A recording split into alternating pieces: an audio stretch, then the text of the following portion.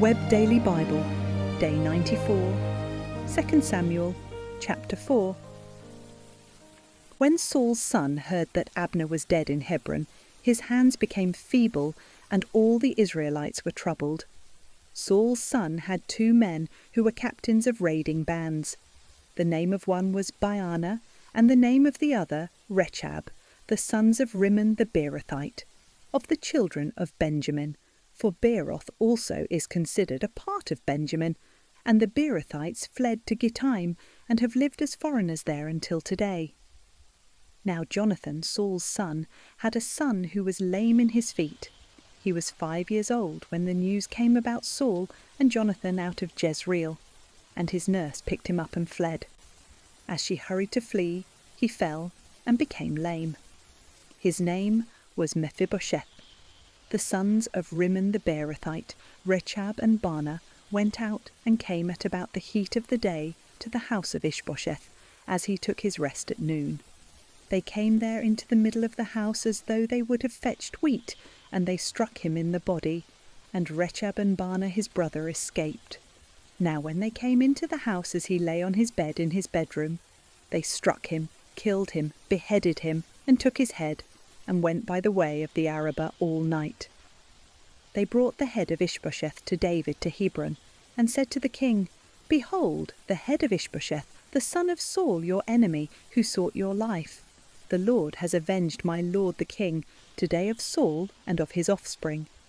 David answered Rechab and Baana his brother, the sons of Rimmon the Beerothite, and said to them, As the Lord lives, who has redeemed my soul out of all adversity, when someone told me, Behold, Saul is dead, thinking that he brought good news, I seized him and killed him in Ziklag, which was the reward I gave him for his news. How much more, when wicked men have slain a righteous person in his own house on his bed, should I not now require his blood from your hand, and rid the earth of you? David commanded his young men, and they killed them, cut off their hands and their feet, and hanged them up beside the pool in Hebron. But they took the head of Ishbosheth and buried it in Abner's grave in Hebron. Chapter 5. Then all the tribes of Israel came to David at Hebron, and spoke, saying, Behold, we are your bone and your flesh. In times past, when Saul was king over us, it was you who led Israel out and in. The Lord said to you, You will be shepherd of my people Israel, and you will be prince over Israel. So all the elders of Israel came to the king to Hebron, and King David made a covenant with them in Hebron before the Lord, and they anointed David king over Israel. David was 30 years old when he began to reign, and he reigned 40 years. In Hebron he reigned over Judah 7 years and 6 months, and in Jerusalem he reigned 33 years over all Israel and Judah. The king and his men went to Jerusalem against the Jebusites, the inhabitants of the land, who spoke to David, saying, The blind and the lame will keep you out of here, thinking, David can't come in here. Nevertheless, David took the stronghold of Zion. This is David's city. David said on that day, Whoever strikes the Jebusites, let him go up to the watercourse and strike those lame and blind, who are hated by David's soul. Therefore they say, The blind and the lame can't come into the house. David lived in the stronghold and called it David's city. David built around from Millo and inward. David grew greater and greater, for the Lord, the God of armies, was with him. Hiram king of Tyre sent messengers to David with cedar trees, carpenters and masons, and they built David a house. David perceived that the Lord had established him king over Israel, and that he had exalted his kingdom for his people Israel's sake. David took more concubines and wives for himself out of Jerusalem after he had come from Hebron, and more sons and daughters were born to David. These are the names of those who were born to him in Jerusalem: Shammua, Shobab, Nathan, Solomon, Ibhar, Elishua, Nepheg, Japhia, Elishama, Eliada, and Eliphalet. When the Philistines heard that they had anointed David king over Israel, all the Philistines went up to seek David, But David heard about it and went down to the stronghold. Now the Philistines had come and spread themselves in the valley of Rephaim. David inquired of the Lord, saying, "Shall I go up against the Philistines? Will you deliver them into my hand?" The Lord said to David, "Go up, for I will certainly deliver the Philistines into your hand." David came to Baal-perazim, and David struck them there. Then he said, "The Lord has broken my enemies before me, like the breach of waters." Therefore he called the name of that place Baal-perazim. They left their images there, and David and his men took them away.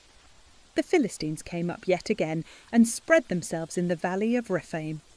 When David inquired of the Lord, he said, "You shall not go up. Circle around behind them and attack them in front of the mulberry trees. When you hear the sound of marching in the tops of the mulberry trees, then stir yourself up, for then the Lord has gone out before you to strike the army of the Philistines." David did so as the Lord commanded him, and struck the Philistines all the way from Geba to Gaza. Chapter 6. David again gathered together all the chosen men of Israel, 30,000. David arose and went with all the people who were with him from Baale-Judah to bring up from there God's ark, which is called by the name, even the name of the Lord of armies who sits above the cherubim. They set God's ark on a new cart and brought it out of Abinadab's house that was on the hill.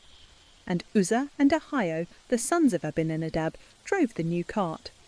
They brought it out of Abinadab's house which was in the hill with God's ark, and Ahio went before the ark. David and all the house of Israel played before the Lord with all kinds of instruments made of cypress wood, with harps, with stringed instruments, with tambourines, with castanets, and with cymbals. When they came to the threshing floor of Nachon, Uzzah reached for God's ark and took hold of it, for the cattle stumbled. The Lord's anger burned against Uzzah, and God struck him there for his error, and he died there by God's ark. David was displeased because the Lord had broken out against Uzzah, and he called that place Perez-Uzzah to this day. David was afraid of the Lord that day, and he said, "How could the Lord's ark come to me?"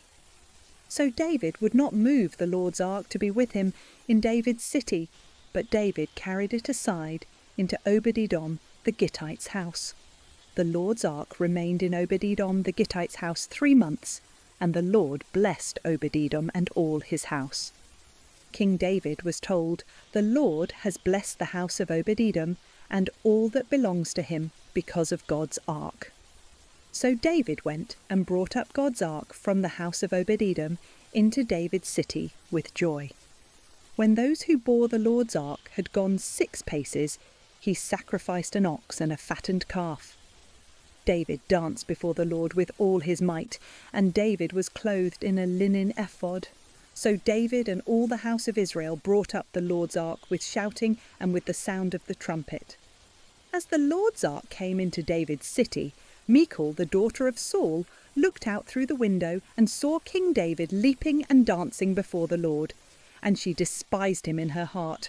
They brought in the Lord's ark and set it in its place in the middle of the tent that David had pitched for it, and David offered burnt offerings and peace offerings before the Lord. When David had finished offering the burnt offering and the peace offerings, he blessed the people in the name of the Lord of armies. He gave to all the people, even among the whole multitude of Israel, both to men and women, to everyone a portion of bread, dates and raisins. So all the people departed, each to his own house. Then David returned to bless his household. Michal, the daughter of Saul, came out to meet David and said, "How glorious the king of Israel was today, who uncovered himself today in the eyes of his servants' maids, as one of the vain fellows shamelessly uncovers himself." David said to Michal, "It was before the Lord, who chose me above your father and above all his house, to appoint me prince over the people of the Lord, over Israel. Therefore I will celebrate before the Lord. I will be yet more undignified than this, and will be worthless in my own sight, but the maids of whom you have spoken will honour me." Michal, the daughter of Saul, had no child to the day of her death.